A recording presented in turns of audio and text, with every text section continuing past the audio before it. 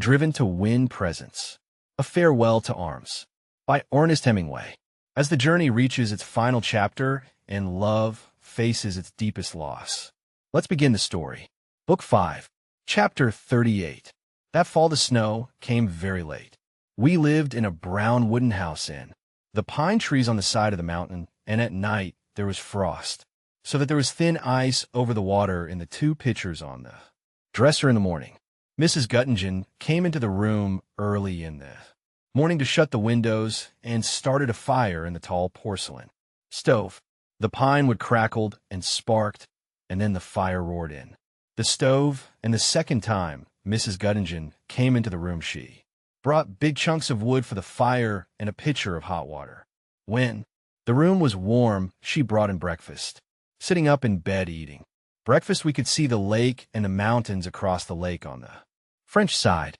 There was snow on the tops of the mountains, and the lake was a gray steel blue. Outside, in front of the chalet, a road went up the mountain. The wheel, ruts and ridges were iron hard with the frost, and the road climbed steadily through the forest and up and around the mountain to where there were meadows and barns and cabins in the meadows at the edge of the woods looking across the valley. The valley was deep, and there was a stream at the bottom that flowed down into the lake, and when the wind blew across the valley, you could hear the stream in the rocks. Sometimes we went off the road and on a path through the pine forest. The floor of the forest was soft to walk on. The frost did not harden it, as it did the road. But we did not mind the hardness of the road because we had nails in the soles and heels of our boots, and the heel nails bit on the frozen ruts, and with nailed boots it was good walking on the road, and invigorating, but it was lovely walking in the woods. In front of the house where we lived, the mountain went down steeply to the little plain along the lake, and we sat on the porch of the house in the sun and saw the winding of the road down the mountainside and the terraced vineyards on the side of the lower mountain, the vines all dead now for the winter, and the field divided by stone walls, and below the vineyards the houses of the town on the narrow plain along the lake. Sure, there was an island with 2 trees on the lake, and the trees looked like the double sails of a fishing boat. The mountains were sharp and steep on the other side of the lake, and down at the end of the lake was the plain of the Rhone Valley flat between the 2 ranges of mountains, and up the valley where the mountains cut it off was the Dent du Midi. It was a high snowy mountain, and it dominated the valley, but it was so far away that it did not make a shadow. When the sun was bright, we ate lunch on the porch, but the rest of the time we ate upstairs in a small room with plain wooden walls and a big stove in the corner. We bought books and magazines in the town and a copy of Hoyle, and learned many 2-handed card games. The small room with the stove was our living room. There were 2 comfortable chairs and a table for books and magazines, and we played cards on the dining table when it was cleared away. Mr. and Mrs. Guttingen lived downstairs, and we would hear them talking sometimes in the evening, and they were very happy together too. He had been a head waiter, and she had worked as maid in the same hotel, and they had saved their money to buy this place. They had a son who was studying to be a head waiter. He was at a hotel in Zurich. Downstairs there was a parlor where they sold wine and beer, and sometimes in the evening we would hear carts stop outside on the road, and men come up the steps to go in the parlor to drink wine. There was a box of wood in the hall outside the living room, and I kept up the fire from it. But we did not stay up very late. We went to bed in the dark in the big bedroom, and when I was undressed, I opened the windows and saw the night and the cold stars and the pine trees below the window, and then got into bed as fast as I could. It was lovely in bed with the air so cold and clear, and the night outside the window. We slept well, and if I woke in the night, I knew it was from only one cause, and I would shift the feather bed over very softly so that Catherine would not be wakened, and then go back to sleep again, warm and with the new lightness of thin covers. The war seemed as far away as the football games of someone else's college, but I knew from the papers that they were still fighting in the mountains because the snow would not come. Sometimes we walked down the mountain into Montreux. There was a path, went down the mountain, but it was steep, and so usually we took the road. and walked down on the wide hard road between fields and then below, between the stone walls of the vineyards and on down between houses, of the villages along the way.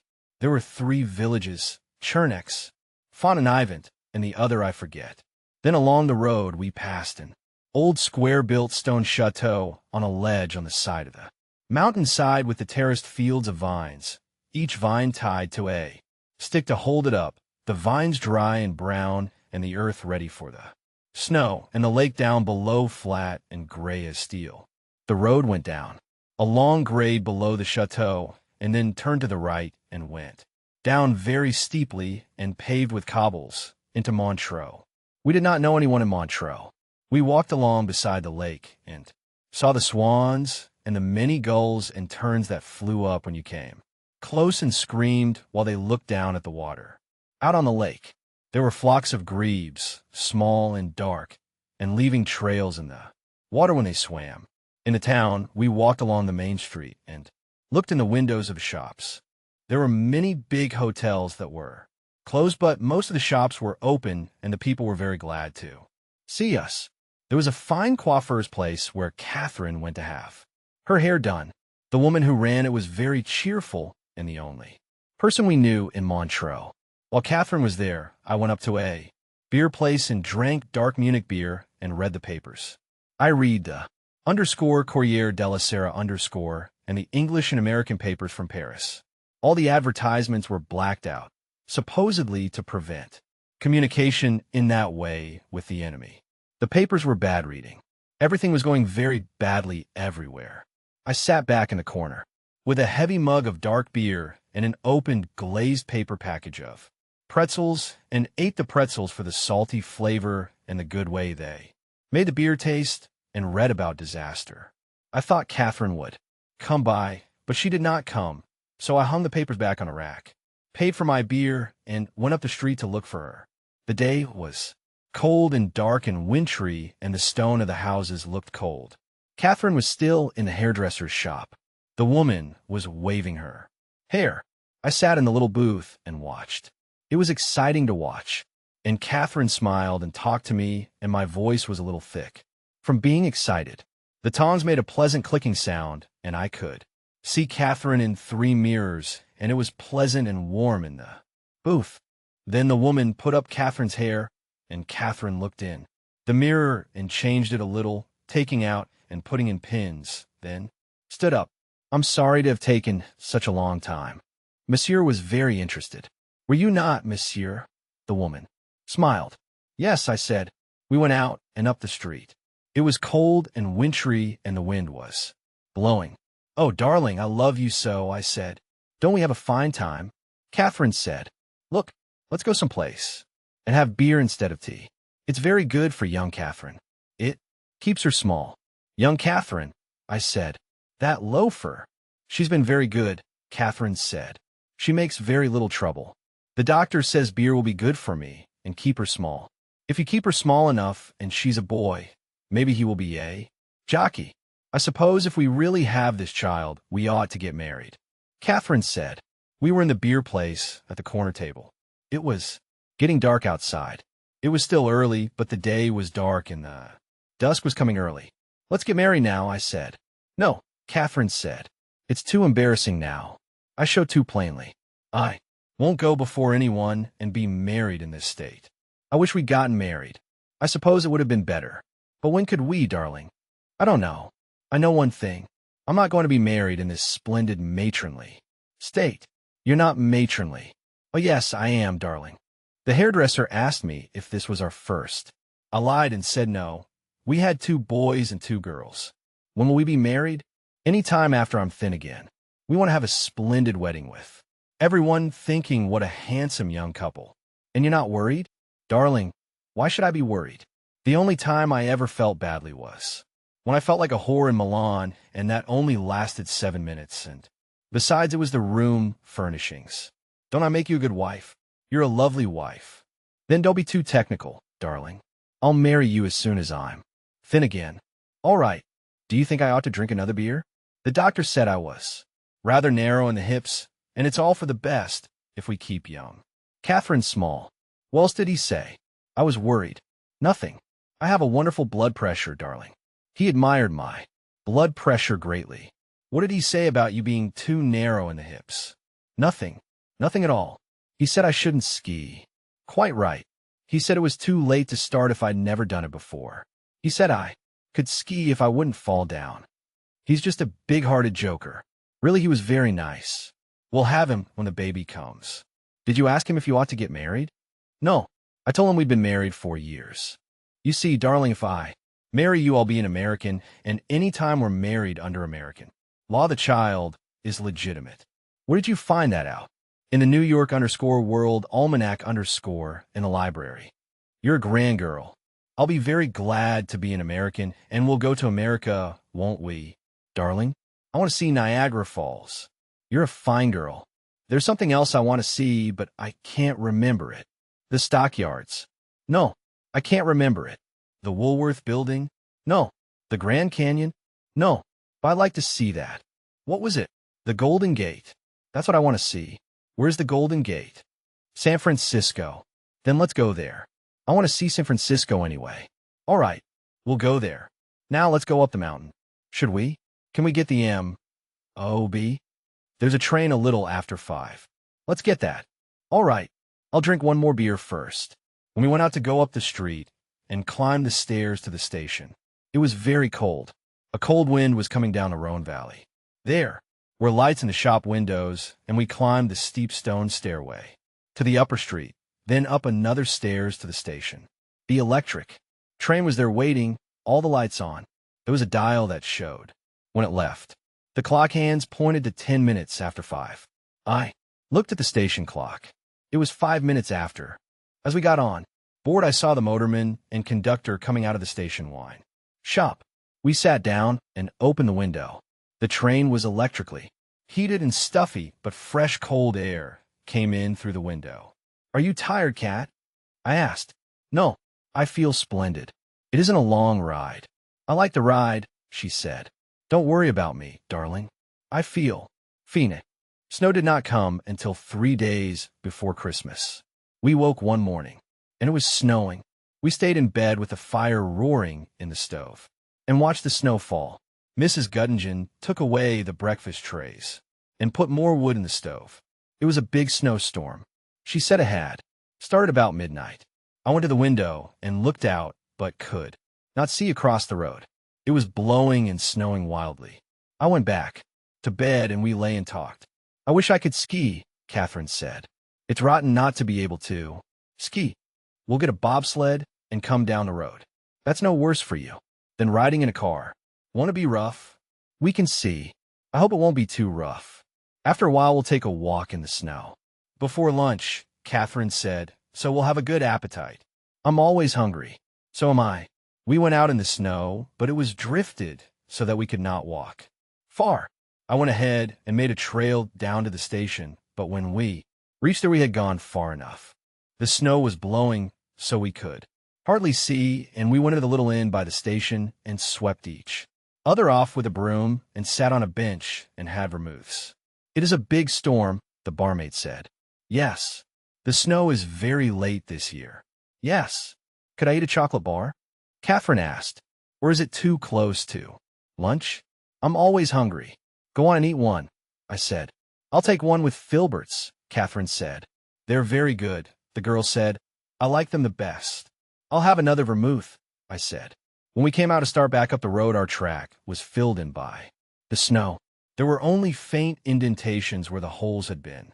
The snow blew in our faces, so we could hardly see. We brushed off and went to have lunch. Mr. Guttingen served the lunch. Tomorrow there will be skiing, he said. Do you ski, Mr. Henry?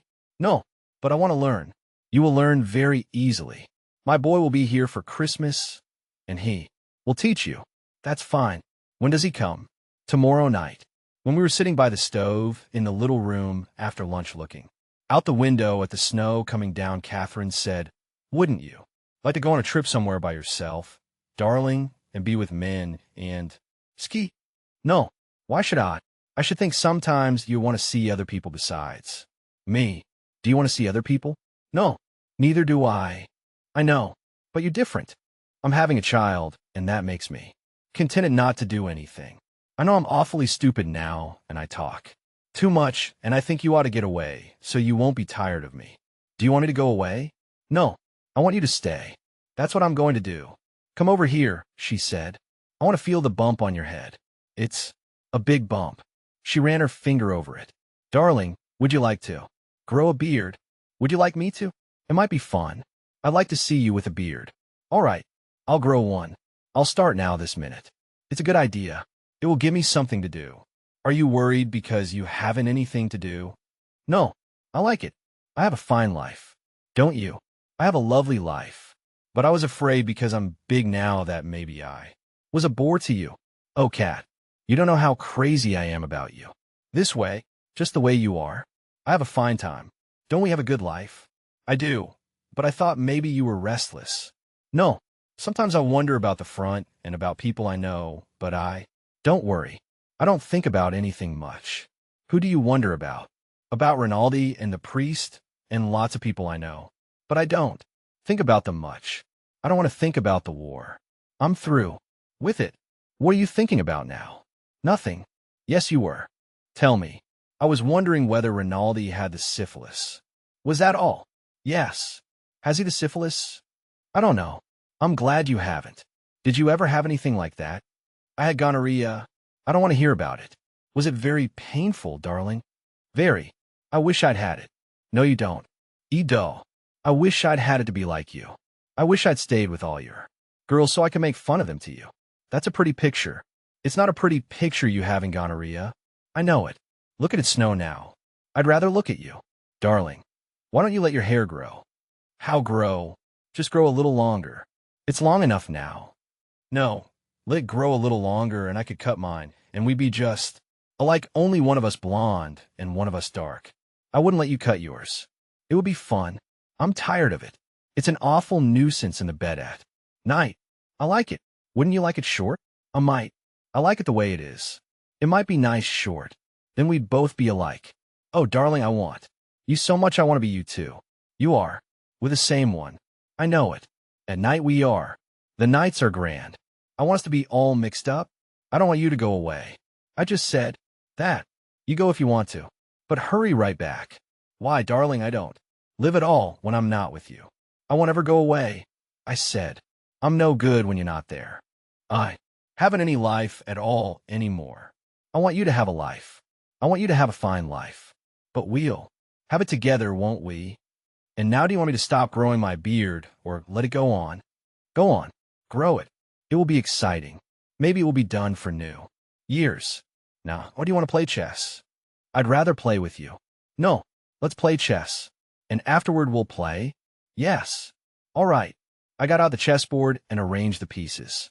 It was still snowing. Hard outside. One time in the night, I woke up and knew that Catherine was awake too. The moon was shining in the window and made shadows on the bed from the bars on the window panes. Are you awake, sweetheart? Yes. Can't you sleep? I just woke up thinking about how I was nearly crazy when I first met you. Do you remember? You were just a little crazy. I'm never that way anymore. I'm grand now. You say grand so sweetly. Say grand. Grand. Oh, you're sweet. And I'm not crazy now. I'm just very, very, very happy. Go on to sleep, I said. All right. Let's go to sleep at exactly the same moment. All right. But we did not. I was awake for quite a long time thinking about things and watching Catherine sleeping, the moonlight on her face. Then I went to sleep too. Chapter 39. By the middle of January, I had a beard and the winter had settled into bright cold days and hard cold nights. We could walk on the roads again. The snow was packed hard and smooth by the hay sleds and wood sledges and the logs that were hauled down the mountain. The snow lay over all the country, down almost to Montreux. The mountains on the other side of the lake were all white, and the plain of the Rhone Valley was covered. We took long walks on the other side of the mountain to the Bains de l'Alliez. Catherine wore hobnailed boots and a cape and carried a stick with a sharp steel point. She did not look big with the cape, and we would not walk too fast, but stopped and sat on logs by the roadside to rest where she was tired. There was an inn in the trees at the Bains de l'Alliez where the Woodcutters stopped to drink, and we sat inside warmed by the stove and drank hot red wine with spices and lemon in it. They called it _glowine _, and it was a good thing to warm you and to celebrate with. The inn was dark and smoky inside, and afterward when you went out, the cold air came sharply into your lungs and numbed the edge of your nose. As you inhaled, we looked back at the inn with light coming from the windows and the woodcutters' horses stamping and jerking their heads. Outside to keep warm, there was frost on the hairs of their muzzles, and their breathing made plumes of frost in the air. Going up the road, toward home, the road was smooth and slippery for a while, and the ice orange from the horses until the wood-hauling track turned off. Then the road was clean-packed snow and led through the woods, and twice coming home in the evening, we saw foxes. It was a fine country, and every time that we went out it was fun. "You have a splendid beard now," Catherine said.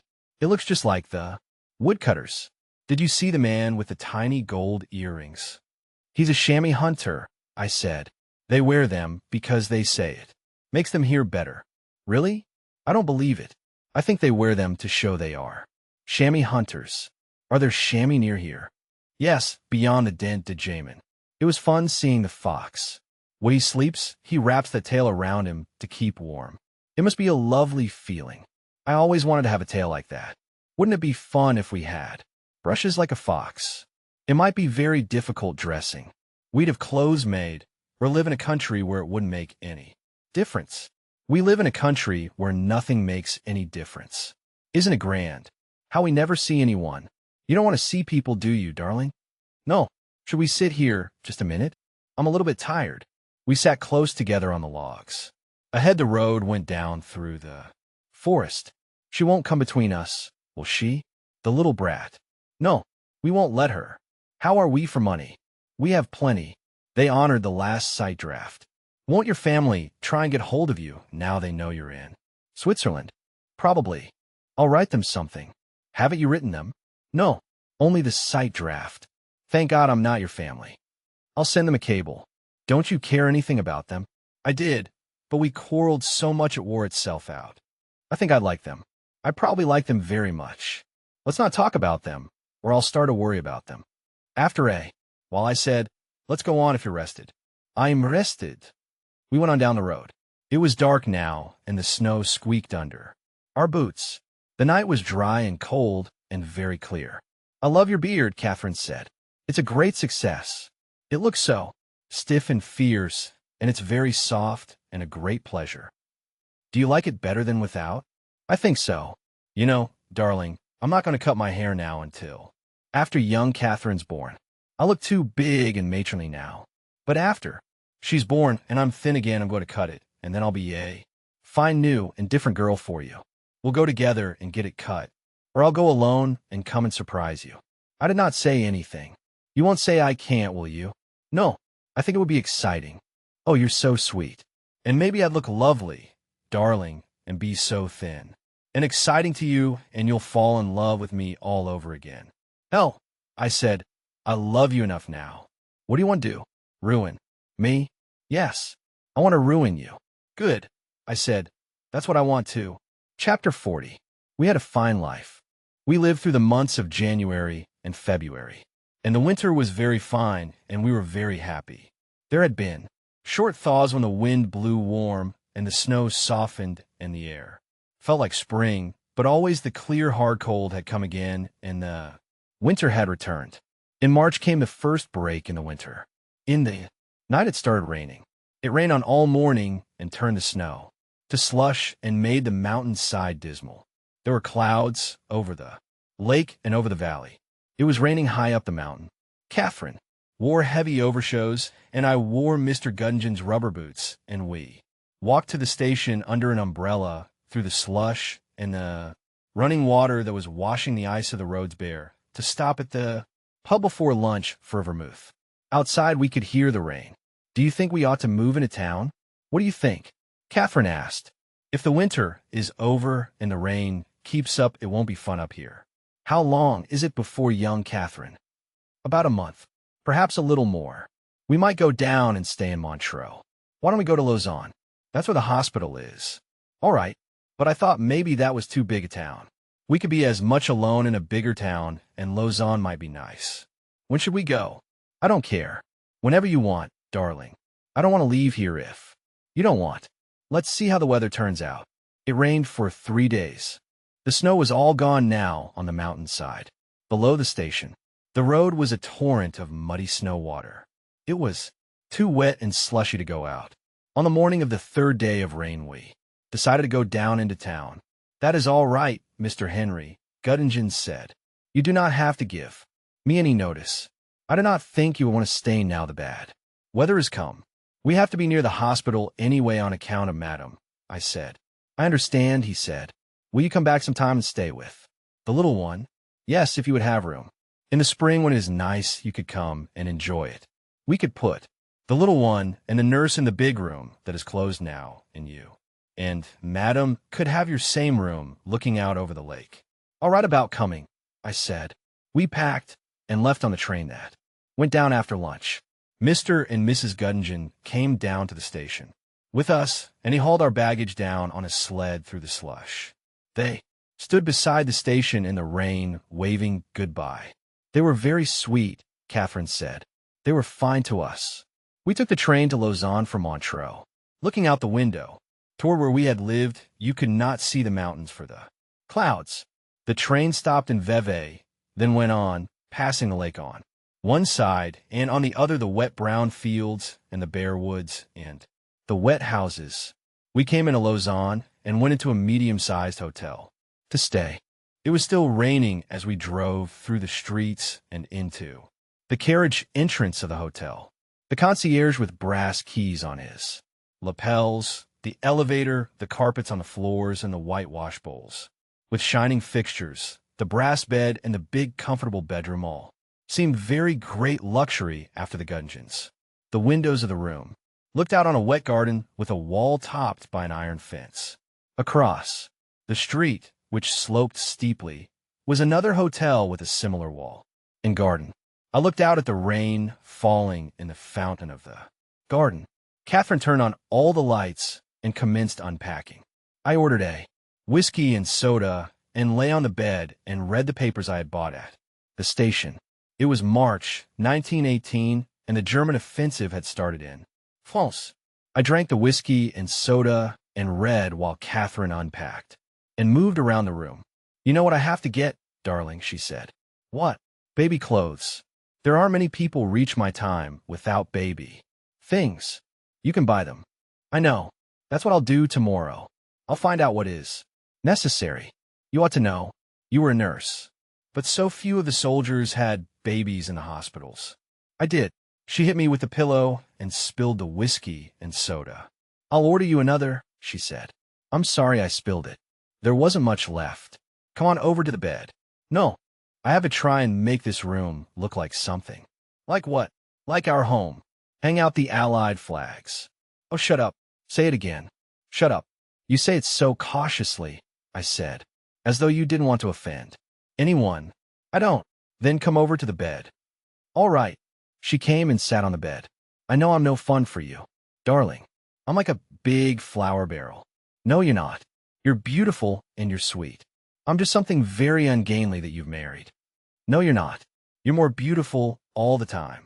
But I will be thin again, darling. You're thin now. You've been drinking. Just whiskey and soda. There's another one coming, she said. And then should we order dinner? Up here. That will be good. Then we won't go out, will we? We'll just stay in tonight. And play, I said. I'll drink some wine, Catherine said. It won't hurt me. Maybe we can. Get some of our old white Capri. I know we can, I said. They'll have Italian wines at a hotel this size. The waiter knocked at the door. He brought the whiskey in a glass with ice, and beside the glass on a tray, a small bottle of soda. Thank you, I said. Put it down there. Will you please have dinner for 2 brought up here, and 2 bottles of dry white Capri and ice. Do you wish to commence your dinner with soup? Do you want soup, Cat? Please, bring soup for 1. Thank you, sir.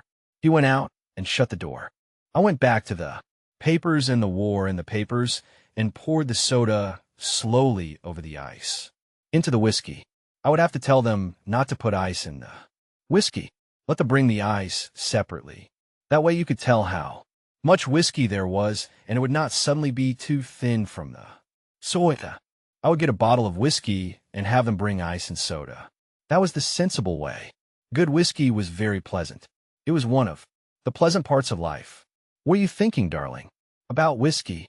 What about whiskey? About how nice it is. Catherine made a face. All right, she said. We stayed at that hotel 3 weeks. It was not bad. The dining room was usually empty, and very often we ate in our room at night. We walked in the town and took the cogwheel railway down to Ouchy and walked beside the lake. The weather became quite warm, and it was like spring. We wished we were back in the mountains, but the spring weather lasted only a few days, and then the cold rawness of the breaking up of winter came. Again, Catherine bought the things she needed for the baby up in the town. I went to a gymnasium in the arcade to box for exercise.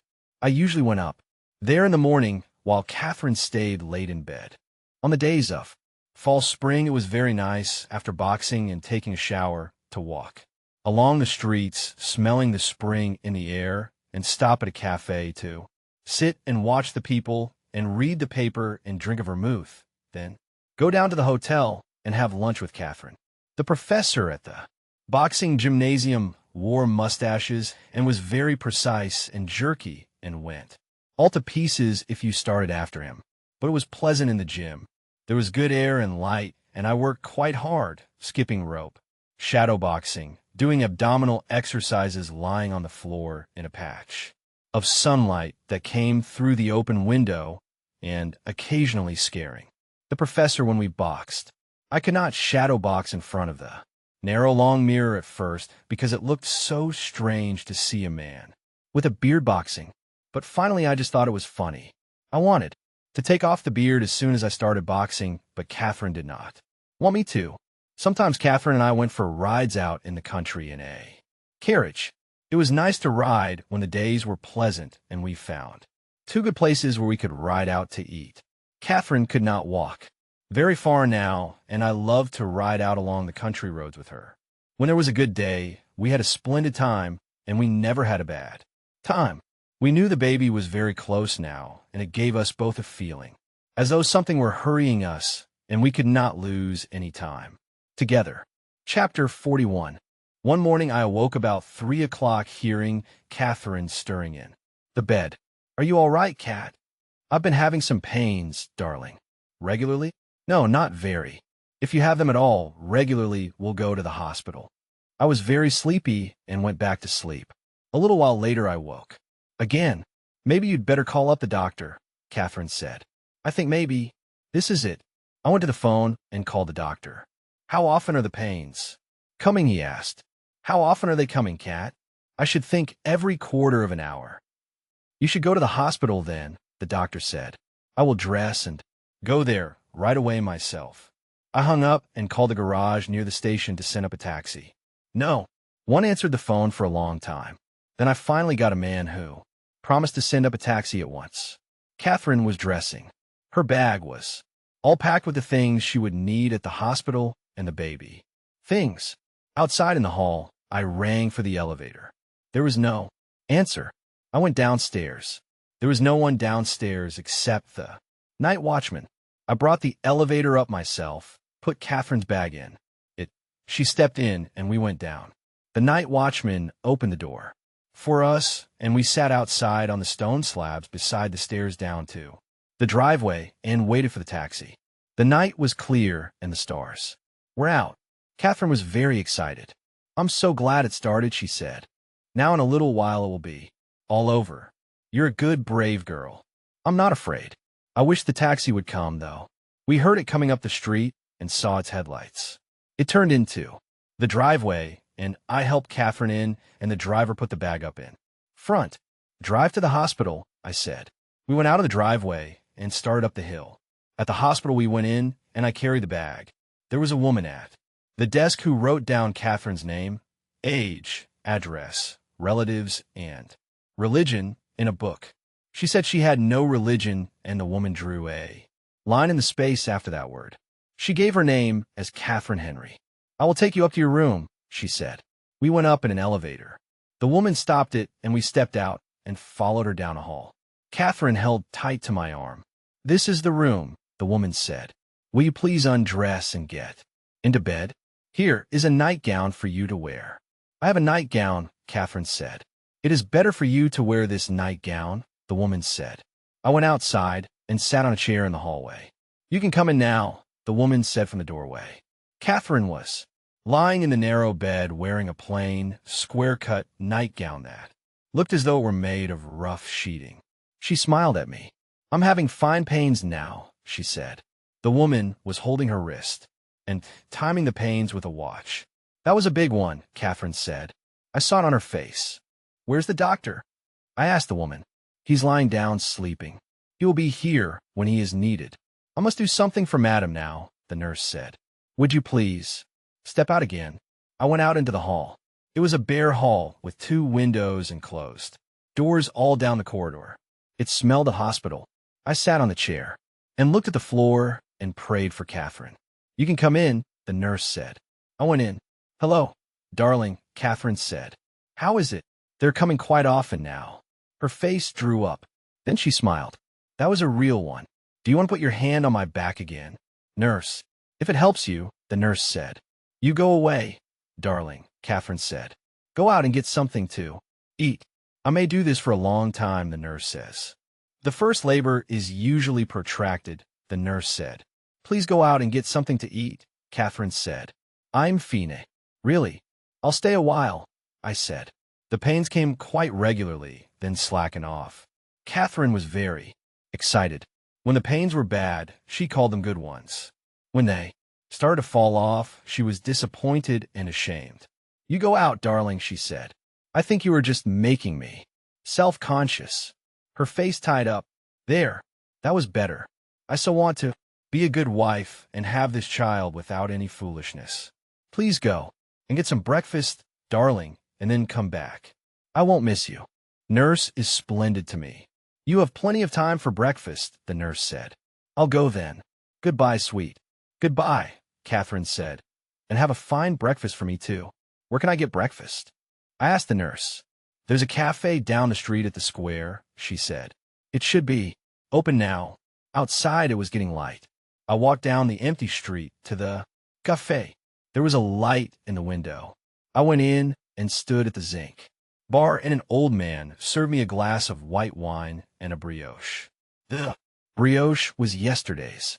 I dipped it in the wine and then drank a glass of coffee. "What do you do at this hour?" the old man asked. "My wife is in labor at the hospital. So, I wish you good luck.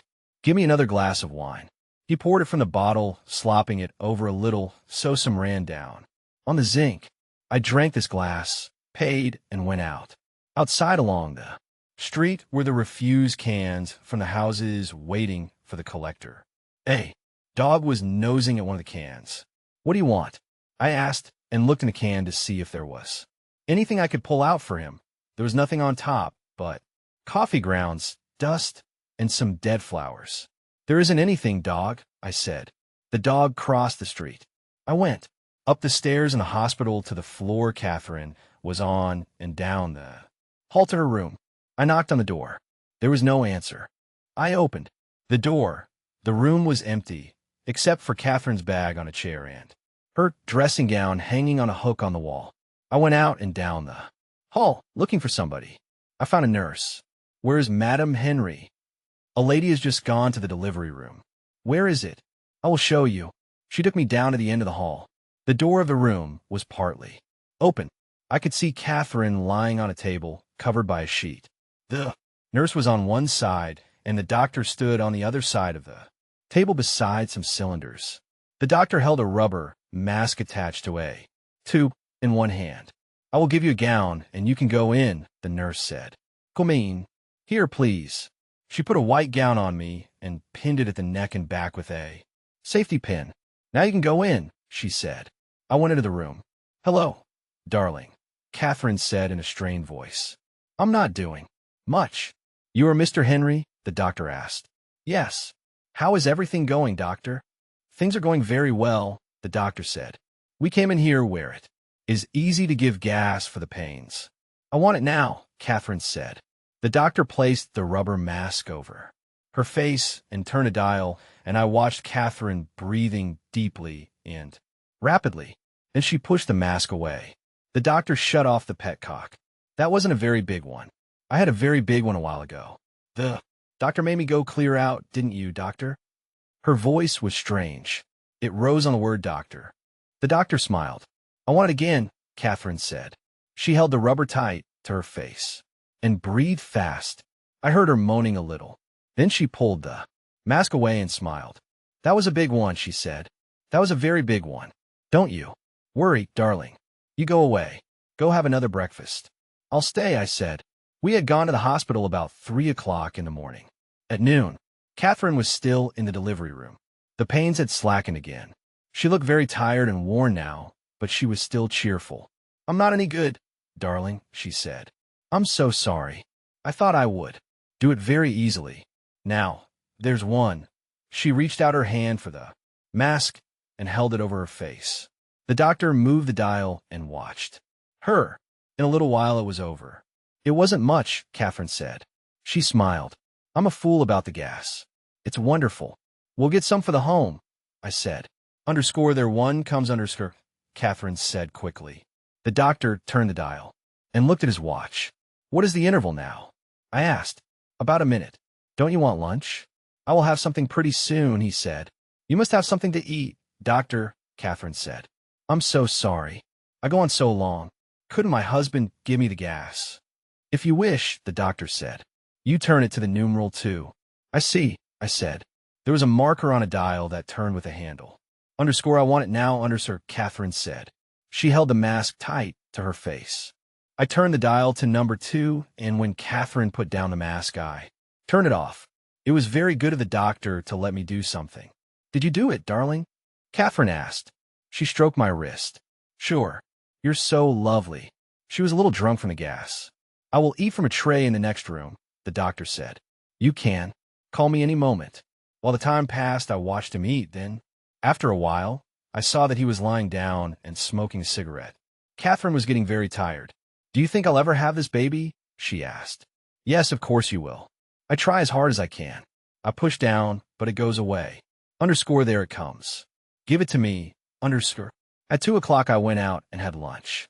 There were a few men in the cafe sitting with coffee and glasses of Kirsch or Mark on the tables. I sat down at a table. Can I eat?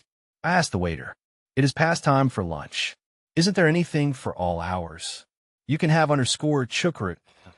Give me chocolate and beer. A demi or a bock? A light demi.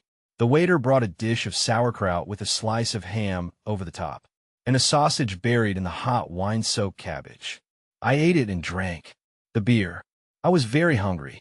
I watched the people at the tables in the cafe. At one table they were playing cards. 2 men at the table next to me were talking and smoking. The cafe was full of smoke. The zinc bar, where I had breakfasted, had 3 people behind it now. The old man, a plump woman in a black dress who sat behind a counter and kept track of everything served to the tables, and a boy in an apron. I wonder how many children the woman had and what it had been like. When I was through with the chocolate, I went back to the hospital. The street was all clean now. There were no refuse cans out. The day was cloudy, but the sun was trying to come through. I rode upstairs in the elevator, stepped out, and went down the hall to Catherine's room, where I had left my white gown. I put it on and pinned it in back at the neck. I looked in the glass and saw myself looking like a fake doctor with a beard. I went down the hall to the delivery room. The door was closed, and I knocked. No one answered, so I turned the handle and went in. The doctor sat by Catherine. The nurse was doing something at the other end of the room. Here is your husband, the doctor said. Oh, darling, I have the most wonderful doctor, Catherine said in a very strange voice. He's been telling me the most wonderful story, and when the pain came too badly, he put me all the way out. He's wonderful. You're wonderful, doctor. You're drunk, I said. I know it, Catherine said. But you shouldn't say it. Then give it to me.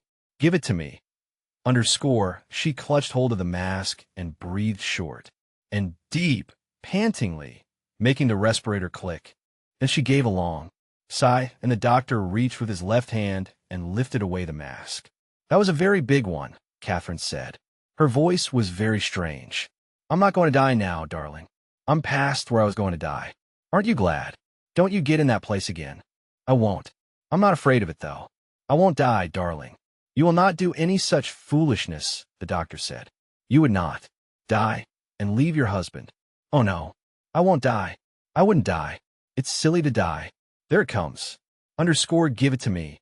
Underscore. After a while, the doctor said, You will go out, Mr. Henry, for a few moments, and I will make an examination. He wants to see how I am doing, Catherine said. You can come back. Afterward, darling, can't he, doctor? Yes, said the doctor.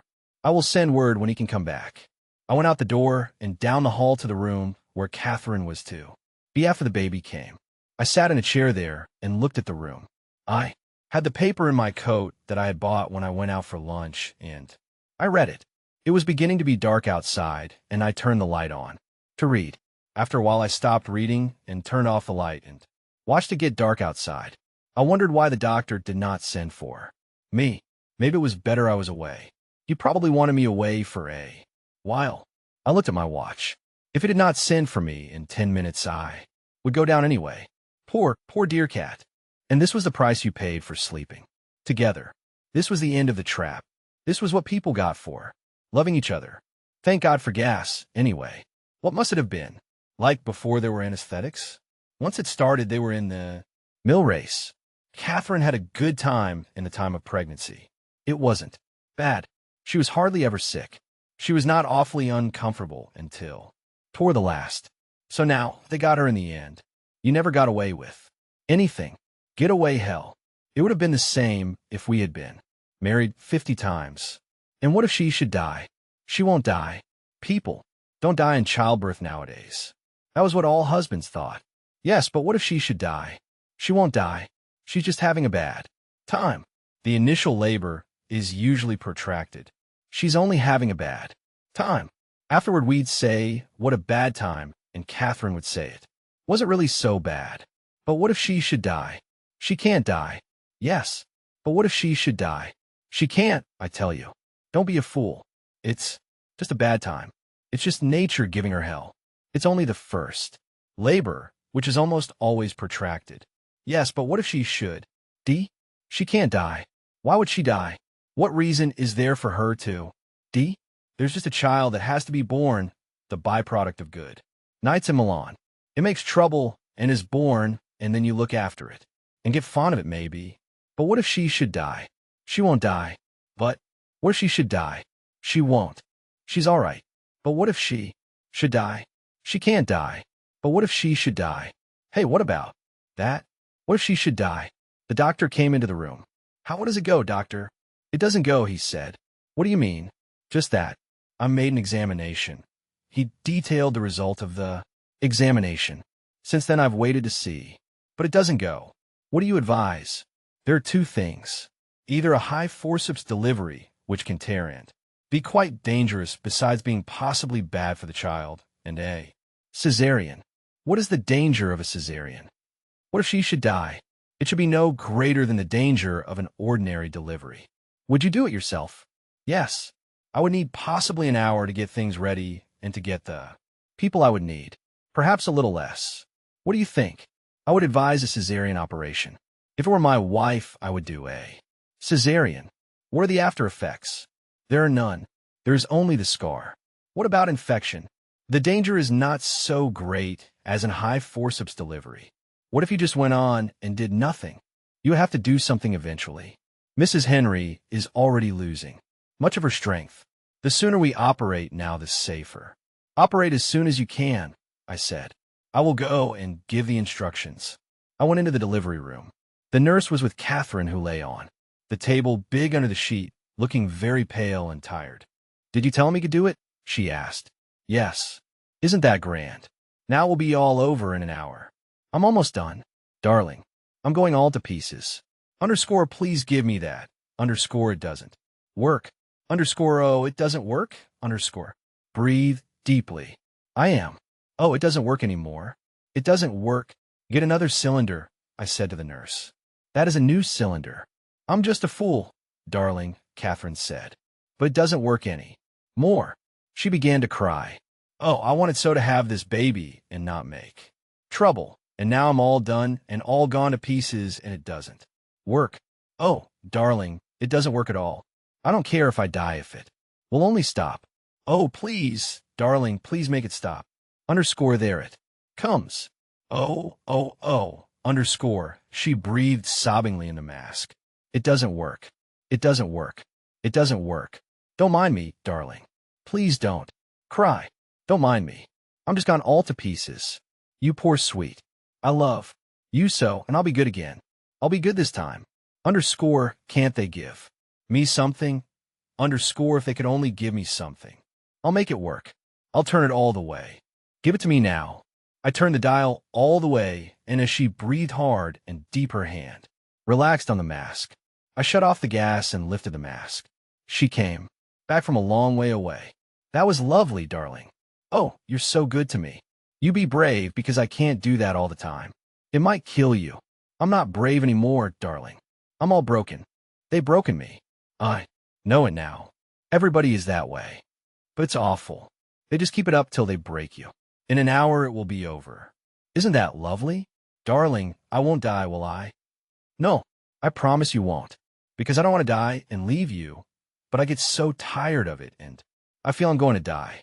Nonsense. Everybody feels that. Sometimes I know I'm going to die. You won't. You can't. But what if I should? I won't let you. Give it to me quick. Underscore, give it to me. Underscore. Then afterward I won't die. I won't let myself die. Of course you won't. You'll stay with me? Not to watch it. No, just to be there. Sure. I'll be there all the time.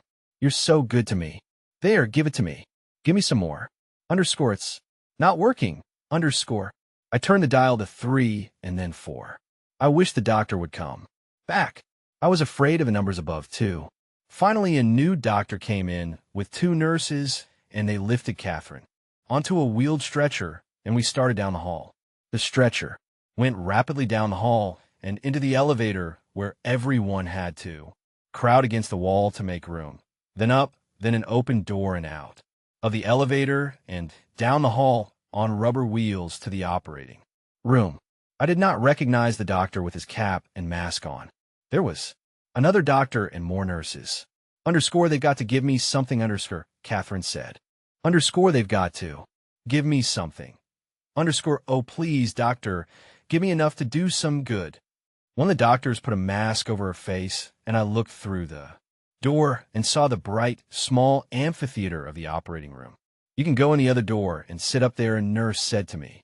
There were benches behind a rail that looked down on the white table and the lights. I looked at Catherine. The mask was over her face, and she was quiet now. They wheeled the stretcher forward. I turned away and walked down the hall. 2 nurses were hurrying toward the entrance to the gallery. It's a cesarean, one said. They're going to do a cesarean. The other one laughed. We're just in time. Aren't we lucky? They went in the door that led to the gallery. Another nurse came along. She was hurrying too. You go right in there. Go right in, she said. I'm staying outside. She hurried in. I walked up and down the hall. I was afraid to go in. I looked out the window. It was dark, but in the light from the window I could see it was raining. I went into a room at the far end of the hall and looked at the labels on bottles in a glass case. Then I came out and stood in the empty hall and watched the door of the operating room. A doctor came out, followed by a nurse. He held something in his 2 hands that looked like a freshly skinned rabbit and hurried across the corridor with it and in through another door. I went down to the door he had gone into and found them in the room doing things to a newborn child. The doctor held him up for me to see.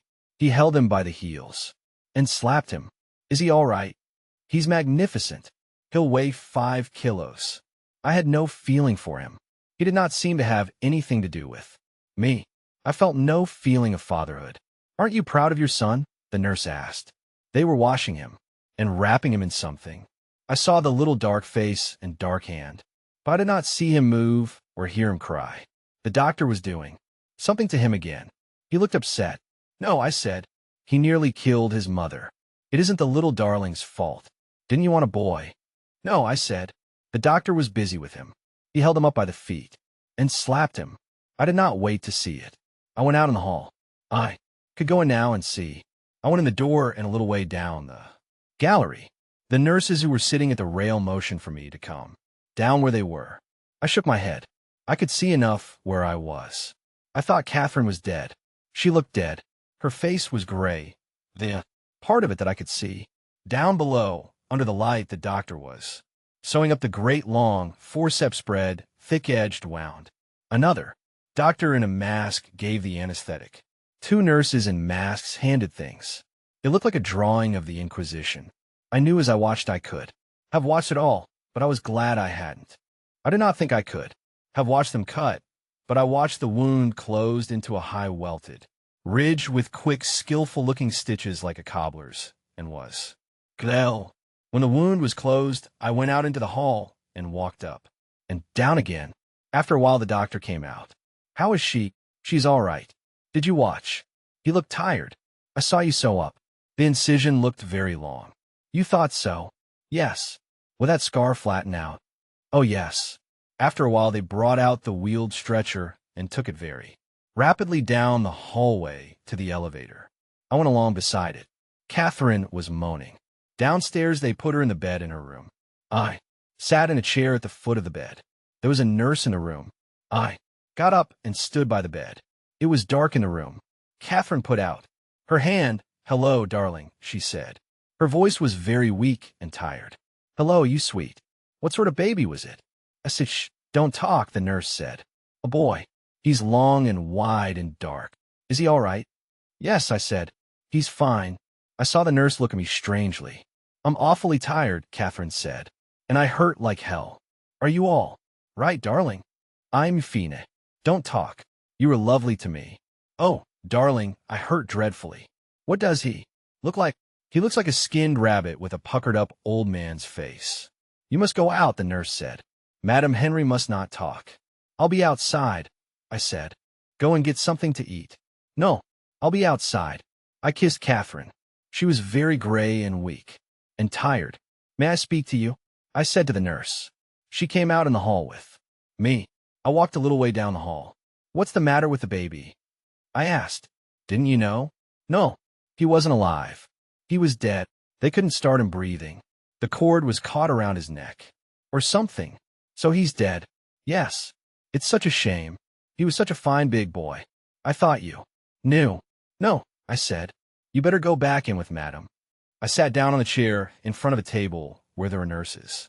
Reports hung on clips at the side and looked out of the window. I could see nothing but the dark and the rain falling across the light from the window. So that was it. The baby was dead. That was why the doctor looked so tired. But why they acted the way they did in the room with him. They supposed he would come around and start breathing. Probably. I had no religion, but I knew he ought to have been baptized. But what if he never breathed at all? He hadn't. He had never been alive, except in Catherine. I'd felt him kick her often enough. But I hadn't for a week. Maybe he was choked all the time. Poor little kid. I wish the hell I'd been choked like that. No, I didn't. Still there. Would not be all this dying to go through. Now Catherine would die. That was what you did. You died. You did not know what it was about. You never had time to learn. They threw you in and told you the rules, and the first time they caught you off base, they killed you. Or they killed you gratuitously like Imo. Or gave you the syphilis like Ronaldo. But they killed you in the end. You could count on that. Stay around and they would kill you. Once in camp, I put a log on top of the fire, and it was full of ants. As it commenced to burn, the ants swarmed out and went first toward the center where the fire was, then turned back and ran toward the end. When there were enough on the end, they fell off into the fire. Some got out. Their bodies burnt and flattened, and went off not knowing where they were going. But most of them went toward the fire and then back toward the end and swarmed on the cool end and finally fell off into the fire. I remember thinking at the time that it was the end of the world and a splendid chance to be a messiah and lift the log off the fire and throw it out where the ants could get off onto the ground. But I did not do anything but throw a tin cup of water on the log so that I would have the cup empty to put whiskey in before I added water to it. I think the cup of water on the burning log only steamed the ants. So now I sat out in the hall and waited to hear how Catherine was. The nurse did not come out, so after a while I went to the door and opened it very softly and looked in. I could not see at first because there was a bright light in the hall and it was dark in the room. Then I saw the nurse sitting by the bed and Catherine's head on a pillow, and she all flat under the sheet.